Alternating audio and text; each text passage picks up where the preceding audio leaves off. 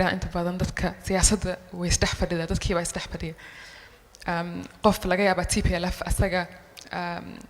dadkii uga cadcadaa ka mid ahaa systemka oo dhibaatooyin badan geystay maanta human rights activist ah oo ka hadlaya dhibaatoodan ka taagan then siyaasadii dhaneed Soomaaliya waxay noqotay in to point fingers and name oo adii sayid hadal kartaa soo gashay saas lahayd kadib screenshot baa la soo qaaday hadal uu soo qoray 2016 kii asagoo dawladii hore amaanay said adii hadli kartaa ma an issue based anymore is about a personal rivalry interest groups fursadaha ugu waaweyn hadda anaga inoo yaalo waxaan isleeyahay inay tahay arintan in la lahaado waxa common agenda laga wada midaysan yahay taas ururada mucaaradka ururada maxaa la dhahay ururada kale civil society iyo dawladda lafteeda inay soo dhaweeyaan mucaaradka ugu dambeyntii run ahaantii mucaaradka waxaan isleeyahay aad baa loo dhaliilaa anigu personally waxaan marwalba support gareeya the underdog waayo xaalado aad u adag ayay mucaaradka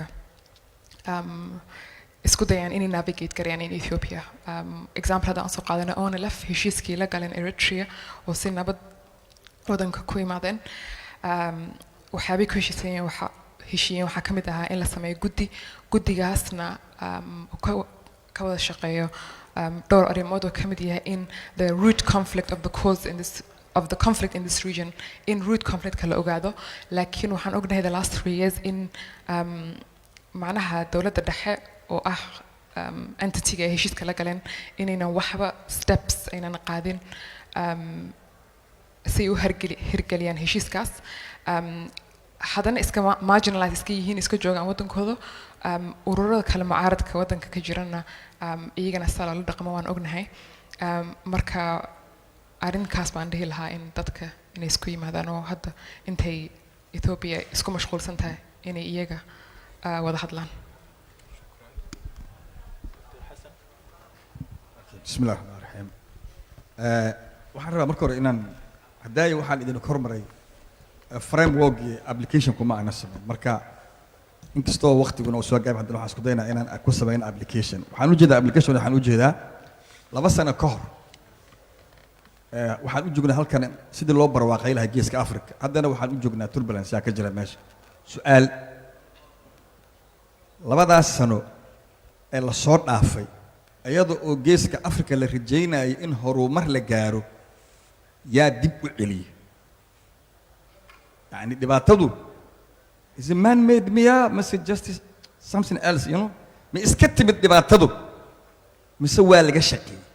and then marka aan leenahay haday markaan qaadano definition ka haday aan qaadano geeska Afrika afartii wadano sheegnay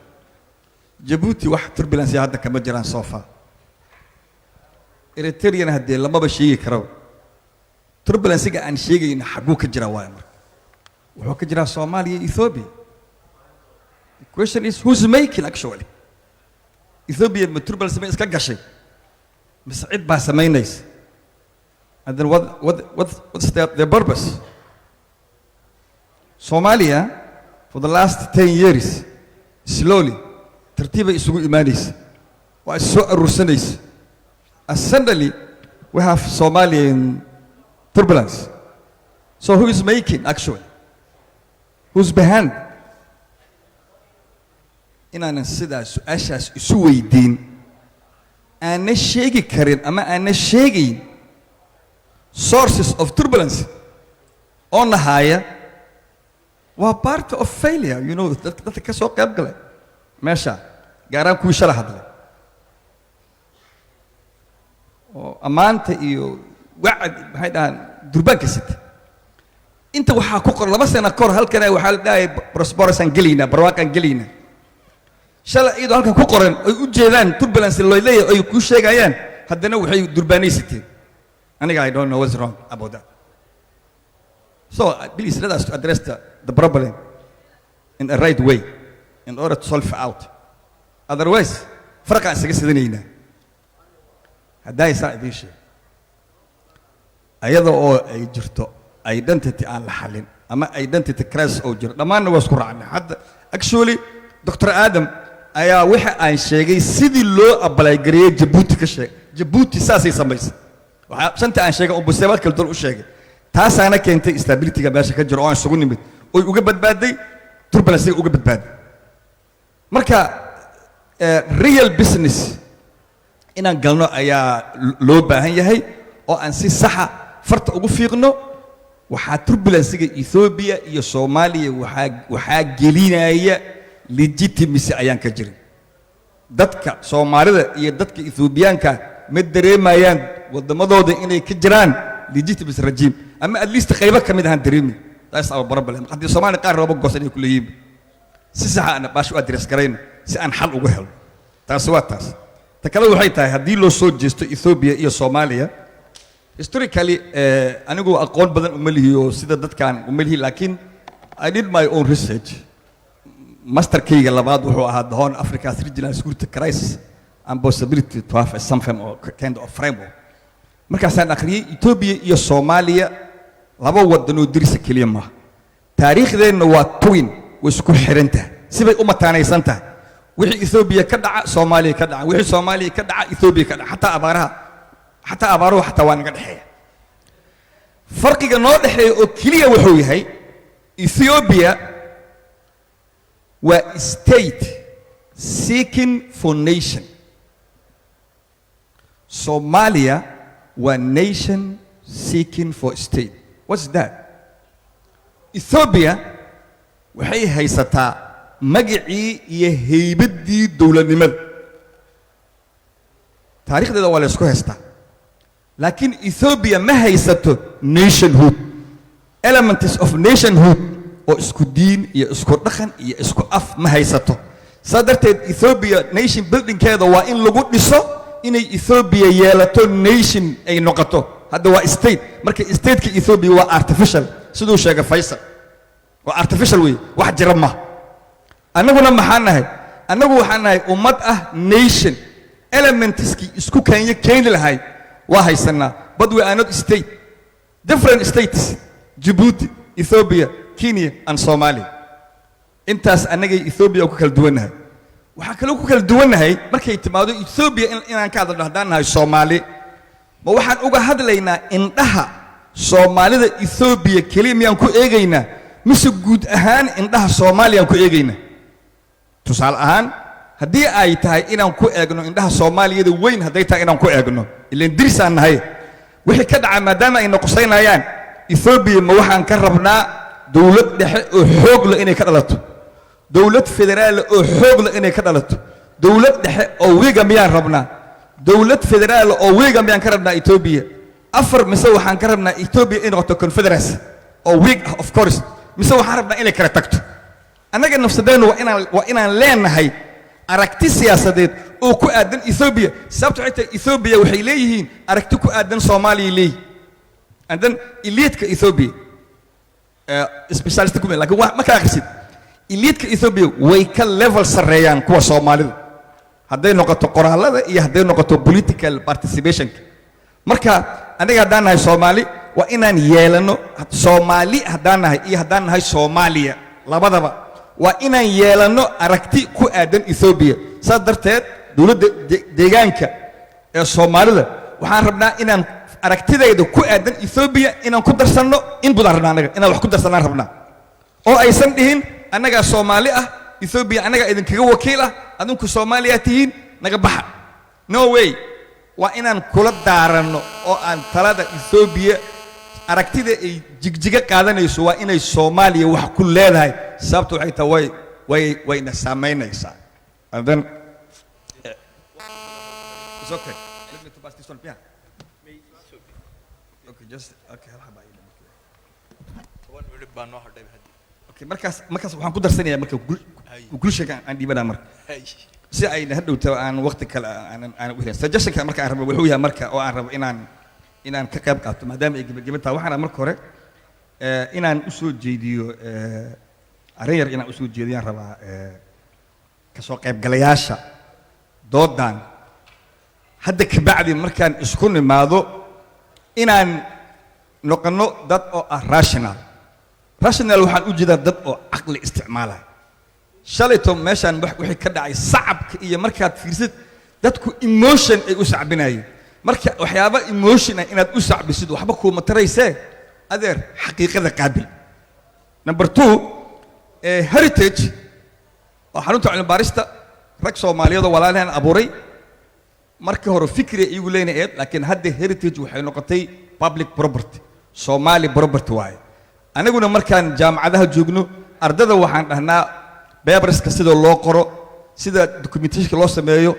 gala heritage ka soo fiirsada sidoo kale u soo qora saasaan dhahnaa marka waa resource ay noo tahay markaan media aan tagaynay resource heritage ayaan isticmaalnaa marka heritage si loo ilaaliyo credibility-ga information-ka iyo macluumaadka credit ay supply gareynayso oo public la wadaagayso dadka ay siinaysa platform-ka waa inay u badnaadaan dad oo rational ah oo ay yarayso heritage dadka xamaasadaysan ama politicizing oo isticmaalaya marka dadka politicizing markaas wuxuu isu bedelaa propaganda isu bedelaysaa markaas heritage mana rabno inay heritage noqoto propaganda ma rabno sidii wixii shalay meeshan ka dhaco kaleeto heritage waa inay noqotaa Institute for Policy Research researchna waa maxay waa fact waad ku mahadsan tahay just 1 minute laba su'aalood baan qaadiyo laba odayoon xagga hadeerto la balan u qaaday odayga maskiga sita iyo odayga kale ka dambeeyo insha Allah mask way waa ku soo gabagaynaya waxaan rabaa ma dhameyn raalno hay dhamme hay horay aqoonyahanada 10 minute baan noo hadhay aqoonyahanada haddaan nahay annagana waxaan nagala rabaa public-ga inaan educate garayno public-ga waxaa la rabaa inaan u sheegno sida saxda ah oo aan tartan la galno siyaasiyiinta sida caadiga siyaasiyiintu public-ga waxay ku sameeyaan misleading marka waa inaan sameeyno counter argument on public-ga and difaacno for the facts and the realities and the rationality marka if you are educated please wake up and then runta sheeg oo ka hortag beenta iyo marhabaabinta waa ku mahadsantahay assalaamu calaykum wa rahmatullahi tafadal magacaygu waxaa leeyahay Bashiir Muuse waxaan ka imid Mareykanka mikroga fadlan mikro okay magacaygu waxaa leeyahay Bashiir Muuse waxaan ka imid Mareykanka waxaan ahay practicing lawyer I want to make 2 comments I don't need an answer really like I want to make 2 comments midkood waxa waaye Professor Hassan Sheikh Ali wuxuu na siiyay 5 criteria oo good governance wuxuu yiri hadii dadku inuu ku aanay gareeyaan dawladda oo ay ka qayb galaan dawladda itself oo uu yahay system shaqeynaya oo hadii qof dambi galo loo qaadayo oo legitimacy ay dadku feel gareynayaan and from my vantage point those are symptoms of a government they are not the structure of the government marka the symptoms markii professor kale weydiiyay wuxuu yiri lack of legitimacy is a cause oo hamar waxa ka dhacay I think waxa hamar ka dhacay waxa uu weyn waxa waaye structure-ka u baahnaa si loo helo those 5 properties aan la sameyn weligeed Soomaaliya waxay ka hadlayeen for a long time in federalism like waxay ka hadlayeen in a way oo symbolic never doing the work oo loo baahan yahay in la sameeyo to create a federal system for those who are aqoonin federalism ma aha natural way of governance it is a designed way of governance or dad inta isu yimaadaan ay design gareeyaan the natural way of governance waxa waa unitary system or somebody with the power or sameeyo or isticmaalo downwards now you can have some control over them or like require elections and so like in the unitary government is a natural way of doing things the federalism original wuxuu ka bilowday Mareykanka and the reason uu bilowday waxa waaye Mareykanka waxa ka jireen 13 gobol oo free each one of them marka they tried to make something oo wada shaqeeya and they built a system and that system waxa waaye a well crafted system oo loo sameeyay rules oo kala divide gareeya everybody's power or separate oo yahay now federalism later waxa lagu abalaagay unitary systems like for example Nigeria unitary system ahayd markay under British government markii free ay noqotay ka bacdi ay waxay u bedeleen in noqdaan federal system or a downwards or shift gareeyaan the power markay sameeyeen at the same time and everybody all the powers or the federal government the central government ahead waxa loo divide gareeyay to the states and the federal oo ay reserve garaystay marka waxaa la sameeyey rules oo ah well crafted annaga ma aanan sameynin anything oo ah crafted and that's why Somalia ay u qabto that problem now both of them United States iyo Nigeria even though they have a very good system they design gareeyeen at least the way they thought both of them went through civil war and that civil war both of them can be traced back to the system they created gareeyeen marka the system or federalism is an experiment. No so called Bashir. It's an experiment. So we need to really be very careful how we do it and come up with a system that works for us. That's my first comment. The other one, how about what's going on at the Hammer. Hammer, waxaan ognahay waxaa ka socda in selection of a house representative iyo maxaa the upper house ka socdaan. Way ognahay Soomaaliya waxaa ka jiraan different member states oo laga create gareynayo from the unitary system on qabi jirnay. For example, Puntland is one of them. Puntland, we know all of us, for the last 15, 20 years, we had well-organized entity. We have regions like Galmudug. Galmudug is something that was thrown together by the last president, and it has absolutely no power over people or message jogan. In fact, there are some towns within Galmudug, or the Galmudug is in representation. So these are very different. Then you get Somaliland. Somaliland, we had received grace some time ago, and at the same time, Mark Hammer objected, they are part of it. With that all confusion, you have Mogadishu. Mogadishu with 2 to 3 million people is completely neglected. Absolutely neglected. It has absolutely no representation in the two houses. A system or law is so in such a way will collapse on its own weight. Fadlan, hay. tan commentum bay hayday su'aal ma jirin odaga ka dambeeyaan siinayna khalaas xagga baan ku joojinaynaa insha Allah waqtigiiba hadeed soo dhamaaday waa mahadsan tahay inaan ugu dambeeyo ma badinayo waa su'aal Faisal iyo maybe Jawaariya inay qosayso Faisal aad baa wax uga qortaa gobolka Ethiopia iyo Soomaaliya labadaba xogogaal baa tahay wax badan baa ka sheegtaa wax badan baana socda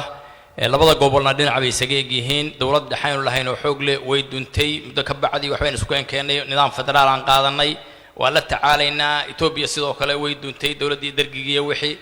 27 sano waxbay ku soo gaareen dhalisheeda leedahay dagaalaba ka socda waxa hadda socda marka aad kida Ethiopia ma waxay xoojinaysaa in ay kala furfurato mise maadaama uu dagaalba ka jiro nidaamkii federaalka ahaa iyo kii dhexe hadda la isku hayo dhinaca konfederaalka u guuraysa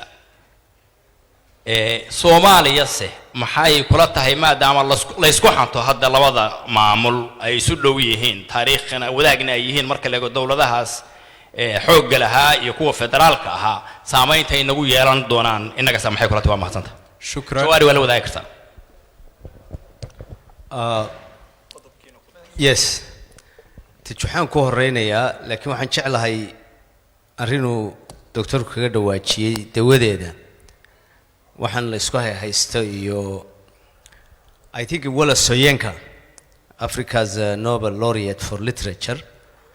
oo Nigerian oo isna sida aynu wuxuu arkayno dhibaatooyin haystaan baabari hore ka qoray the African soul bordaradan iyo post colonial boundaries kan la sameeyay Africa in bog and boxenin ay tahay hadii aan si serious loo debate gareyn loona xalin marka waxaan aynu ka meermeerayno oo marna dadka qaarkeen ay oranayaan Ethiopia walaalaanahay marka that's not a solution dawadu waxa weeye geeska Africa dhibaatooyinkiisa one of them waa unnatural boundaries ka jira Ethiopiana wuxuu dhimaya Soomaalina wuxuu dhimaya marka somehow in the 5 standard factors or stability ga laban ku dari lahaa taasoo ah in la localize gareeyo from political science template to more on the ground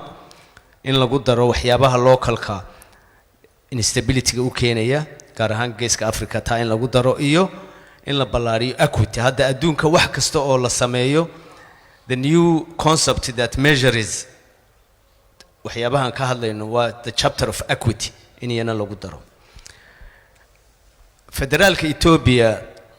short term solution baa la moodayay TPLFT ayaa si foolxun u hirgelisay on paper it's great, including an up to secession 1960s-kii dhallinyaradii Ethiopia horsocodka ay kaga dhawaajiyeen weliba waa meesha amxaarada elitekeedu ku khasaareen weliba wiil amxaara ka timid. There are nationalities and iyagoo reer boqor meesha fadhiyaan jaamacadda. Abdimajid was the president there, gudidu ka mid ahaa Ethiopian Student Unionka, weliba ragga ugu cadcad u ahaa Abdimajid Xuseen, Allahu naxariiste. nin waa la layn odhanayay uu kaga dhawaajiyay warqad uu qoray meesha laga akhriyay. There are nations and nationalities in Ethiopia, I'm quoting roughly, nations and nationalities in Ethiopia including Oromo, Walaita, wixii la ogolaa oo dhan buu tiriyay. And he said, and however you may not like it, there is the Somali nation. That was the first time in public Somali nation ka Ethiopia laga magacaabay. That theme of nations and nationalities, including and up to secession, progressives ka Ethiopia ay dejiyeen, up to this day, it's the center of debate. Abiy wants to reverse that. That's why I don't understand the logic of augmenting Abiy's management. I think Jawariya really covered the shortcomings of Abiy. Kun noqon maayo. The federalka, I think Somalia, it was, in my opinion, an unavoidable. It was not probably the best, it was not the worst, but it was unavoidable. Wax kale oo markii civil war ku dhacay dadkii kala baaday la isugu keeni karo. That was it. I always maintained there may be a time ay Soomaalidu oran doonto should we evaluation. Lawyerku suu ku sheegayay waa runtii civil war baa keenay kii Mareykanka, Somalia civil war baa keenay. And I will leave it that one. I just like to conclude by saying that Ethiopia is an unnatural empire. An unnatural empire. Turkey was the sick man of Europe in the 1900s. Ethiopia is the sick man of Africa in the 21st century. I don't know if Ethiopia will survive the current waves of people seeking rights to be who they are. The minimum. I will just tell you in short, I've participated about 10 congressional and State Department sessions in the last 7 months, including a couple of sessions that Jeffrey Feltman was there. There is no way to avoid to revisit the Ethiopian statehood and the fact that Ethiopia could not complete itself to make a nation, just simply state. Lama avoid garayn kara, lagama indatiri karo in xuquuqda ummadahan si lagu sugo, be that as a confederation or in the case of Somalis, because Somalis and, for instance, Amharas are not the same in this union. Somalis may be better off, both for Ethiopia and for Somalis, to probably get a minimum of confederation or a maximum of their independence, because it's unnatural to keep Somalis away from the rest of Somalis at a time where politics of identity is really becoming the norm. waad mahadsantiin. nasiib darro waqtigii uu dhammaaday, marka walaalahay xaggan igu wehelinayay midhidh baan siin siday u soo gunaanadaan. aadan baan u dhiibi, kadibna Jawhara iyo labada oday insha Allah.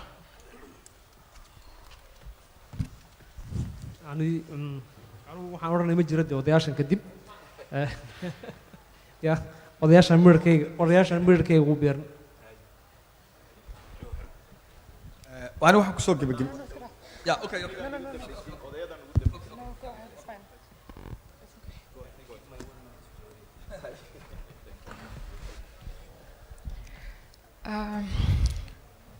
Conclusion ka had moodaa su-aasha ugu the last question about what does the future look like in Ethiopia and like nidaam nooca ayaa ka hirgeli doono. I think quite evidently the state is probably at its weakest at the moment, but whether like Confederacy Logure or whatever else system Logure, either way it's going to be built on some form of political consensus. And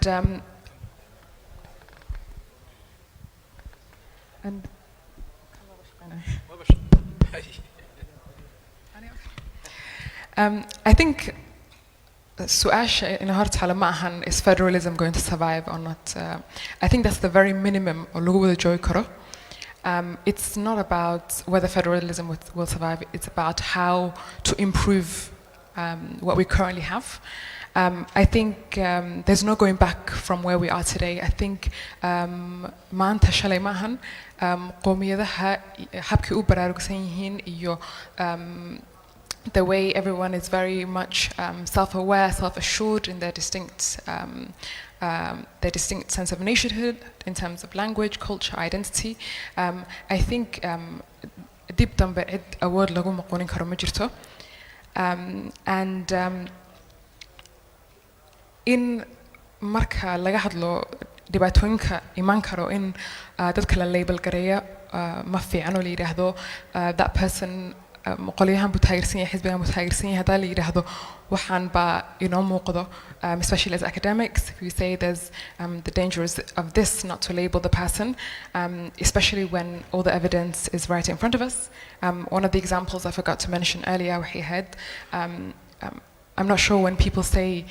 Abiy has never said he's going to dismantle the system. He has shown repeated contempt towards the ethnic-based system in televised interviews.